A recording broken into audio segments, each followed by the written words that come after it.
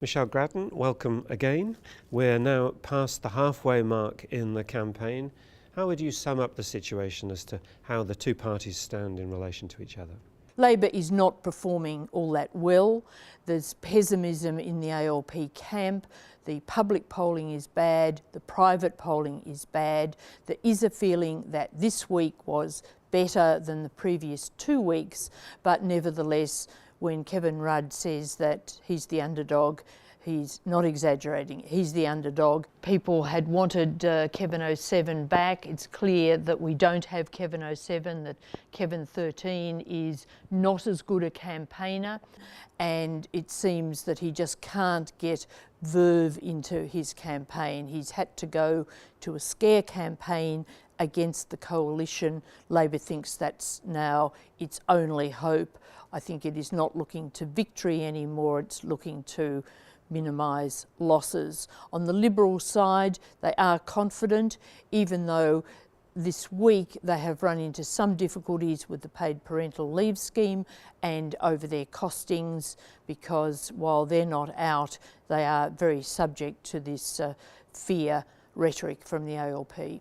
Can I pick up the issue of the costings, both of paid parental leave and of their policies generally? They're promising that these will all be released, but by the sound of it, they'll be nudging up against the advertising blackout. Is there going to be a suspicion or a reaction against them for leaving so little time to scrutinise their costings? There will be some reaction, and clearly the coalition is taking that into account in making its decision to hold them back, and the ALP's whole campaign really is built around these sorts of negatives about the costings.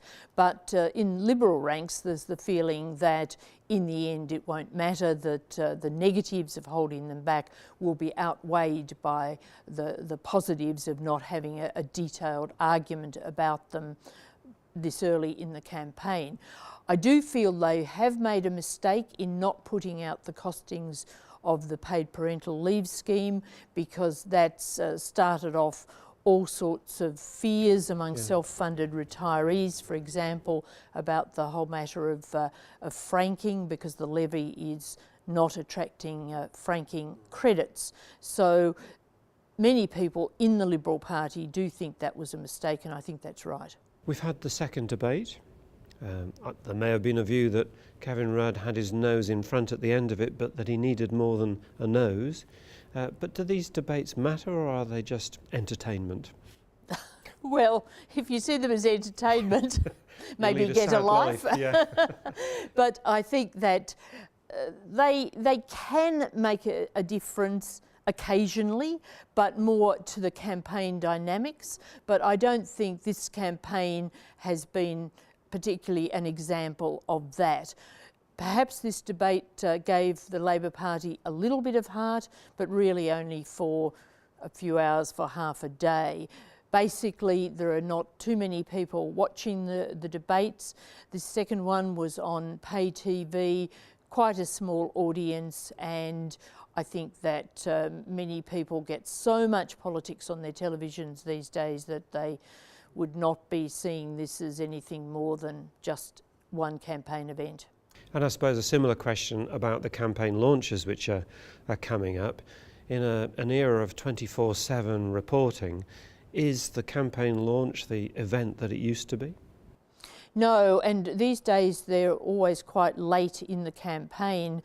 In the olden days, they used to literally launch the campaign and you get all the promises or most of the promises, and therefore they were defining events.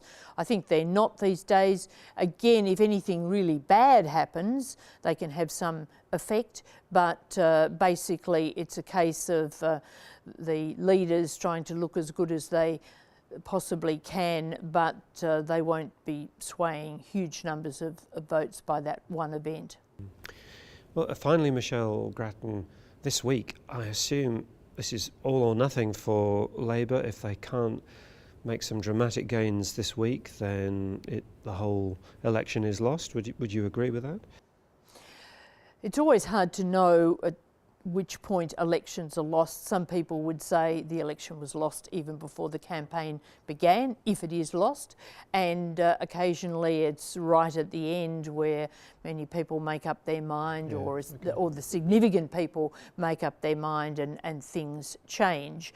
But certainly I think that Labor campaigners would feel that if they don't pick up very quickly, then things are really, really gloomy, and it becomes a case of the size of the loss. Now, of course, if there was a really bad loss afterwards, people would say, well, what was the use of turning the party upside down and going back to Kevin Rudd? So the size of any loss is very important for the post-election debate within the Labor Party.